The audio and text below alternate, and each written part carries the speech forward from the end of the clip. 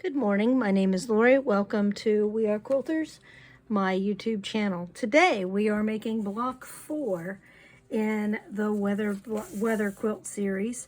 This is 5440 or Fight, and it is the block I use when we are in West Virginia to represent the weather. I have the cutting chart right here and I'll run down through it. I have simplified many of the little pieces by strip piecing them. So, for example, the background that is all gray on this version of the block is actually a 12.5-inch strip of gray cut in half to make two 6-inch strips, so that these strips are strip pieced to make it easier. So let me lay this out for you. Now, I know you're looking at this little unit right here and you are panicking, thinking, I can't do that, but you can. I have pre-cut shapes, but I will show you an easy way to do this. And if you are into wonky stars, it's even easier than the way I'm going to show you. So let me run down through my cutting list with you, and then we will piece this together and I will show you a shortcut to make this 60-degree star unit. And when you put it together, if you try it, it will look fabulous. So, my high temperature was in red this day.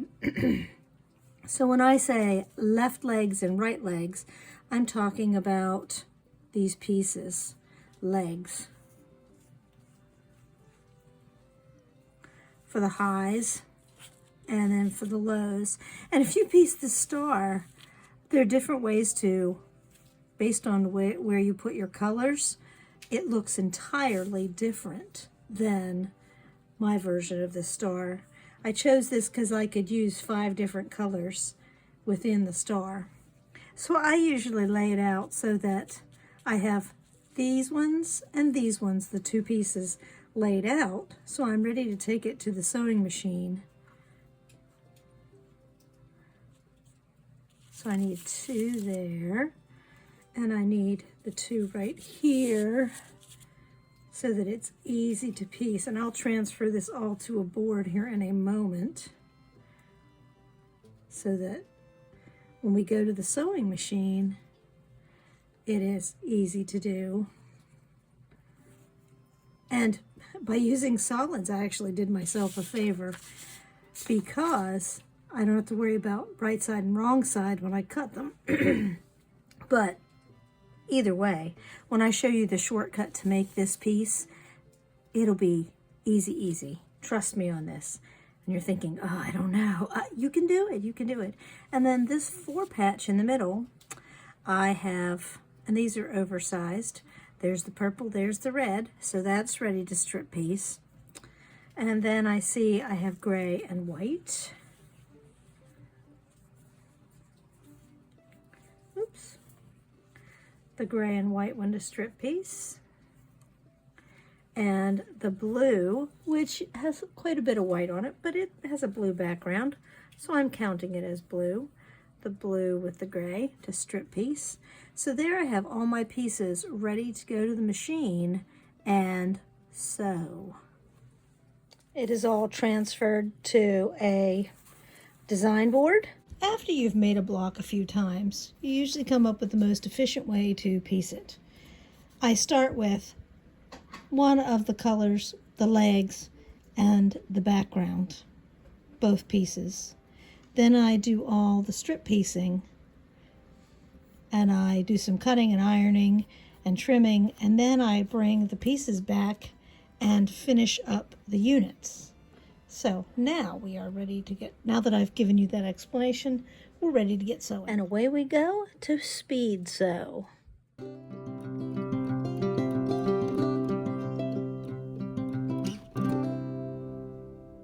Okay, I have my strip pieces pressed together. I press toward the darker color, the background color, and the center I just picked the darker color. And I'm using my little trimmer. I apologize for the circle light, but even with it off, there are weird reflections because it is a cat in the hat kind of afternoon. It is pouring down rain here today.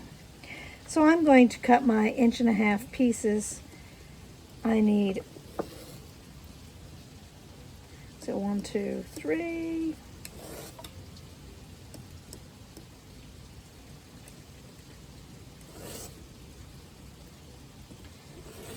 And I need one more. Let me pull this out of the way because my ruler is not wide enough to cut more pieces than that. That is extra.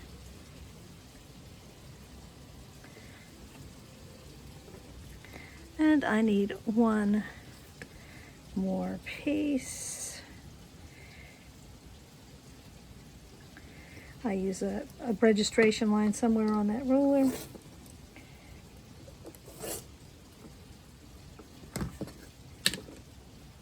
So that gives me the rest of the pieces that I need. You can see I have my pressed the legs and they're opposites. So I have those laid out. Now I need to lay out my little 4 patches so that they match my diagram. So I have one like that. And then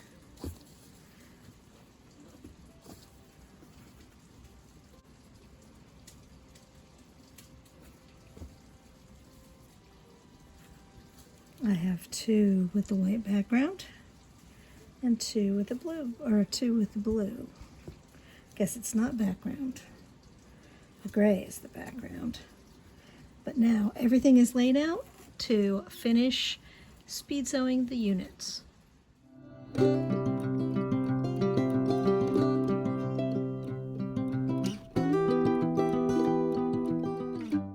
All the pieces have been pressed, and it is time to lay them out so they match my diagram. So I need red first on the left,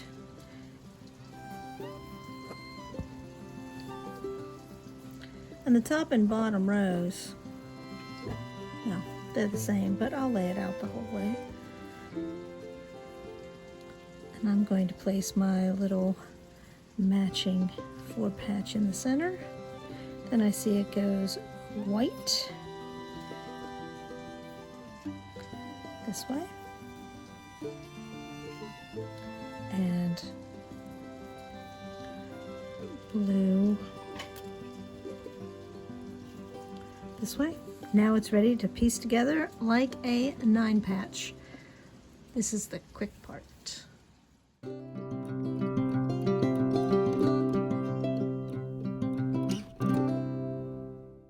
Always press pieces so that they go the way they want.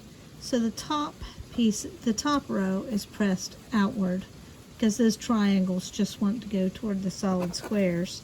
The middle row is pressed inward because it wants to go toward the solid squares. That way things are interlocking as you sew them together. If you're a pinner, you can line them up and pin them. Or if you're not a pinner, well, it'll work out just the same. Let's get it done.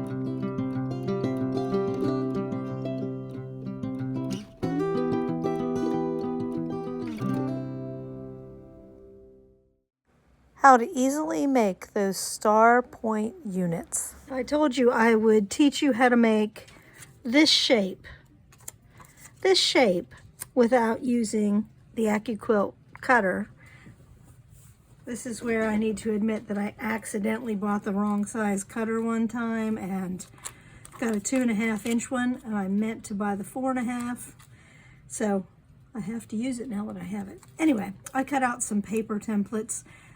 I'm going to use it to help me show you how to make this without this.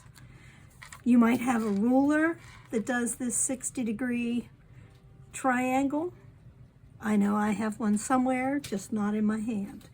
So if I want to make the shape that was on that block, I can do it by using a 2.5 inch square, folding it in half. I also have my friction pens handy.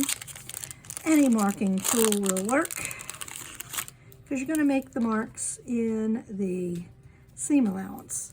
So I'm marking the middle, and then I'm going to mark 1/4 of an inch up from the bottom edge. Let me make sure that I'm centered on the camera so you can see. 1/4 of an inch up along the bottom edge, right there on the two sides. So now I can cut that shape. If I line it up 1/4 inch here, and with that shape right there, make sure my 1/4 inch is there, and I'm right there and right there, and I cut that off. I mean, it's just a little piece.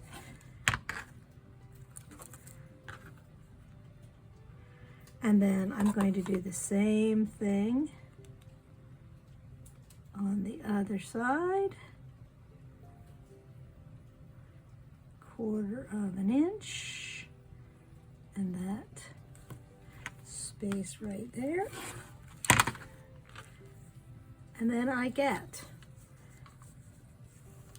a very close approximation to that shape.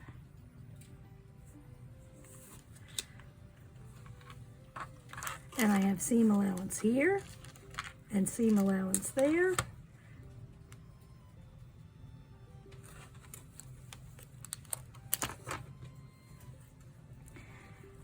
And so I don't have to cut these little leg shapes.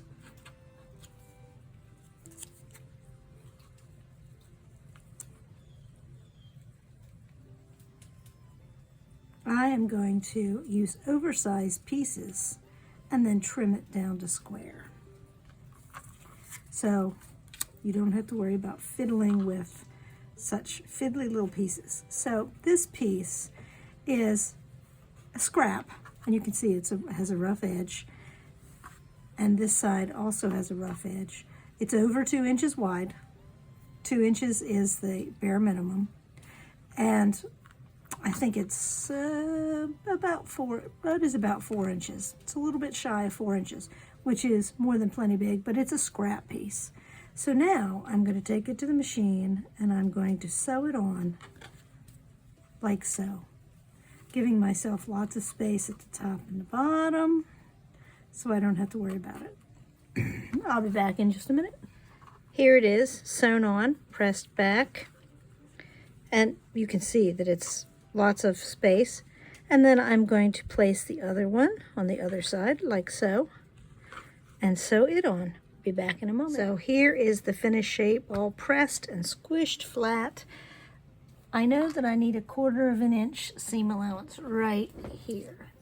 So I need to, and I apologize ahead of time about the glare from the light. Maybe I'll just turn that off for a moment. Sorry, it will be a little dark.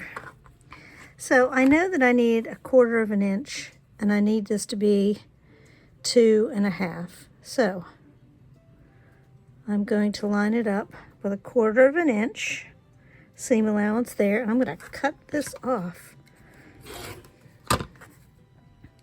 Get rid of that. So I have an even amount here, which is just a little bit bigger than 1/4 of an inch. Trim.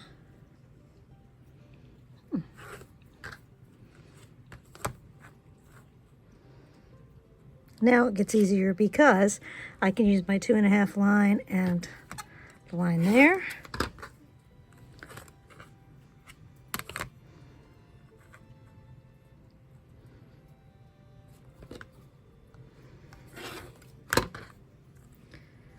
So there you have the star point all made, ready to go, and you don't need templates to do it or a fancy ruler.